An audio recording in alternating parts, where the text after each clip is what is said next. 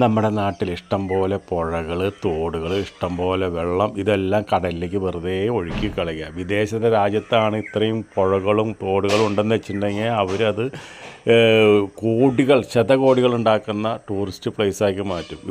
ഇവിടെയുള്ള പുഴകളെല്ലാവരും ഉപയോഗിക്കുന്നതും ഗവൺമെൻറ് ഉപയോഗിക്കുന്നതും നാട്ടുകാർ ഉപയോഗിക്കുന്നതും വേസ്റ്റുകൾ കൊണ്ടിട്ട് നിറയ്ക്കാനുള്ളൊരു സ്ഥലമാണ് ഇവിടെ പുഴകൾ. അല്ലെങ്കിൽ ഈ പുഴയുടെ വക്കത്തൊക്കെ അസലായിട്ട് റിസോർട്ടുകളും അതുപോലെ തന്നെ കഫേകളും അതുപോലെ തന്നെ ഉഴിച്ചൽ സെൻറ്ററുകളും എന്തെല്ലാം കാര്യങ്ങളായിട്ട് ഇവിടെ നമ്മുടെ നാട്ടുകാർക്ക് കോടികൾ ചിലവ് ഇടാനായിട്ട് സ്ഥലമില്ലാണ്ട് നടക്കുക. അവരൊക്കെ വിളിച്ച് ഇതിലൊക്കെ കാശ് മുടക്കിയിട്ടുണ്ടെങ്കിൽ അവരൊക്കെ ഇവിടെ കാശ് മുടക്കി നമുക്ക് എത്ര പാവപ്പെട്ട ആൾക്കാർക്ക് ജോലി കിട്ടുന്നറിയാം. ഗവൺമെൻറ് അതിനൊന്നും തുനിയില്ല. അവിടെ ഒന്നും നിർമ്മാണ പ്രവർത്തനങ്ങൾ നടക്കരുത്.